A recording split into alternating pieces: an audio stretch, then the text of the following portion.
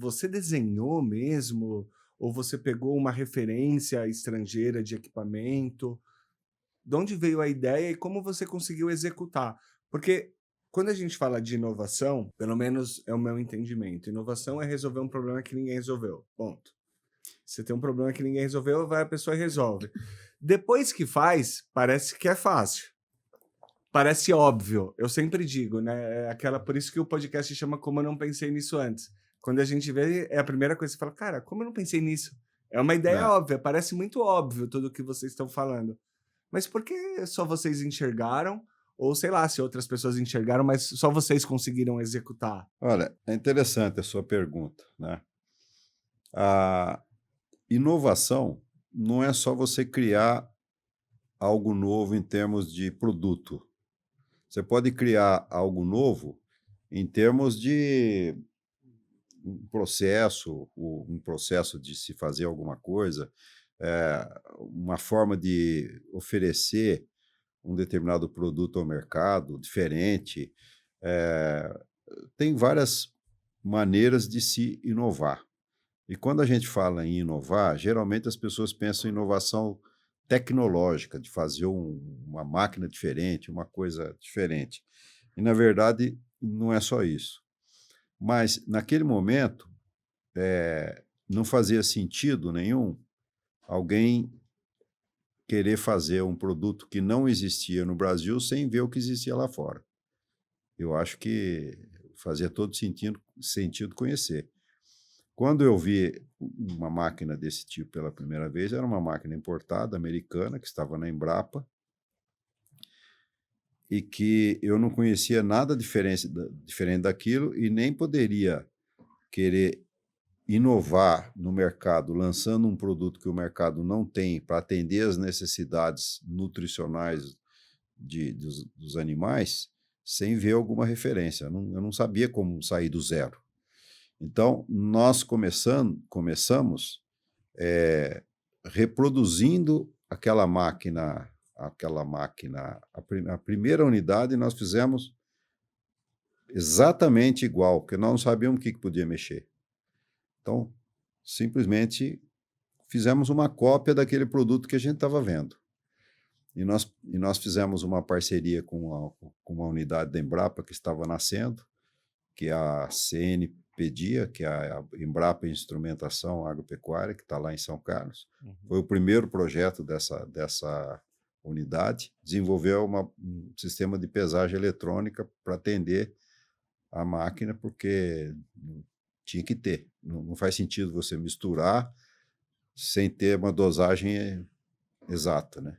Uhum. Então fizemos um trabalho junto, era muito difícil. No Brasil era proibido importar tudo, né? Para fazer células de carga não tinha componente, strain gauge, que é uma resistênciazinha que transmite o sinal para poder elétrico transformar em peso, não tinha. Eu tive que ir buscar isso nos Estados Unidos, eu mesmo, pessoalmente, né? Fui lá numa fábrica comprar os ingredientes para trazer para cá, né? E então, a primeira nós fizemos igualzinha. E depois, observando esse produto trabalhar, nós fomos procurando fazer diferente, melhorar. E isso aconteceu assim em um prazo de 4, 5 anos. A gente foi mudando muita coisa e fazendo para atender as condições nossas aqui no Brasil. Uhum. Então, eu fui viajar o mundo. Em 86, eu fiquei 30 dias andando pelos Estados Unidos, todas as regiões de pecuária, visitando fazendas de gado de corte, de leite. Fiquei um mês lá. Eu fui para lá sem saber falar inglês, voltei falando inglês. Tive que aprender, porque eu estava sozinho. Não tinha Google Eu não Translate, tinha né? o Google Translate, eu tinha um dicionário pequeno no bolso, o Collins, que era famoso. Ainda é. Eu gastei um dicionário daquele, viajando. Toda hora eu tinha que procurar uma palavra. Saí de lá falando, né? E no ano seguinte eu fui para a Europa, mas fui também para Israel para ver como é que eles estavam lá, que é onde eu tinha notícia que tinha máquinas, né? Então, a partir daí, eu comecei a estudar. Sim, você me perguntou se eu fiz projeto? Fiz, né? Fiz desenhos. Eu Uhum. tinha lá os desenhistas também, mas sempre participei muito ativamente da... Você tem esses desenhos ainda? Olha, pode ser que consiga alguma coisa. Se não Ah, jogaram fora, seria bonito era feito mostrar. em Ah, nanquim, né, em papel vegetal, não uhum. tinha software de projetos. Eu ainda desenhei o papel vegetal, você Também. também? Não, eu desenhei muito, né, régua T e tal, né. Eu fiz muito projeto, né. Eu fazia final de semana, eu trabalhava numa prancheta. Aham. Sábado, domingo eu ficava fazendo projetos que eu durante a semana eu não tinha tempo, né. Mas foi bem divertido. E aí fomos inovando a forma de fazer, com diferenciais para atender a nossa necessidade. Depois você começa a inovar em processos, né, também de fabricação, porque os italianos tinham facilidade, têm até hoje, de comprar componentes. Aqui nós não tínhamos, hoje já está bem melhor, né? E a gente tinha que fazer tudo aí, porque não tinha, não podia importar, então tinha que fabricar redutor, fabricar cilindro hidráulico, fabricar faca, fabricar tudo. E aí nós fomos estimulando a empresas fazerem para a gente. Devagarzinho foi, né? Porque você não tem volume, é difícil, né? Aí começamos a importar algum redutor, tal, né? Balança eletrônica depois liberou para importar. Não precisamos mais fazer com a Embrapa, quer dizer, foi um começo, mas foi importante para a gente entender, aprender. Uhum. Depois conseguimos já trazer importado, né? Somos a primeira indústria que importou balança eletrônica para a máquina. Só podia ser a gente, que nós começamos, né? Uhum. Inclusive balança eletrônica para pesar boi, as primeiras que tivemos no Brasil, foi a Casale que trouxe. É o mesmo fabricante fazia para as máquinas, nós falamos, não, vamos levar isso para o Brasil. E aí começamos a divulgar isso, vender, e começaram a aparecer empresas de outros países, inclusive da Austrália e tal. Falou, poxa, lá tem mercado e tal. E a gente que inovou também nisso aí, trazendo máquinas para equipamento para pesar boi eletronicamente, né? Hoje a gente não atua nisso, não era o nosso foco, mas nós Uhum. trouxemos. Mas fez parte da jornada para a construção do que é a Casale hoje. Sim, vamos aprendendo, treinando as pessoas, né?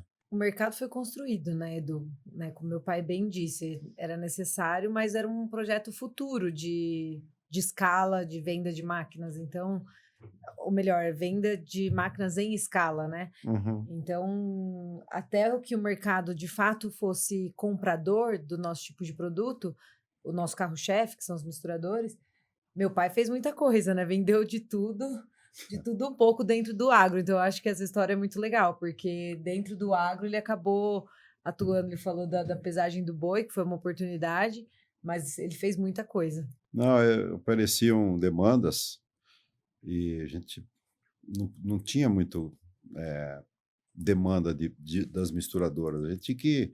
Era uma venda forçada, tinha que ensinar o sujeito a usar, mostrar que era importante, né? Eu fui estudar, aprender um pouco de nutrição, mínimo, para poder falar, né? Para fazer minhas palestrinhas, para estimular vendas. É porque no fim do dia, assim, de uma maneira muito simplista, o que eu entendo é que se o gado, o rebanho, ele se alimenta por meio dos misturadores de vocês, ele vai ser um gado mais saudável e vai dar uma rentabilidade maior para o pecuarista, assim, a grosso Correto. modo. Vai É produzir isso. mais Você- leite ou vai produzir mais carne? E uma coisa Ah. importante que eu não comentei nessa parte mais técnica, você encurta o tempo de vida, que é o mais importante. Então, você otimiza a sua área, você produz mais animais num mesmo espaço em menor tempo. Uhum. Então, quando a gente fala em pecuária intensiva, que é onde os nossos produtos atuam, você intensificar a produção. Você trabalha numa área menor, com um tempo menor,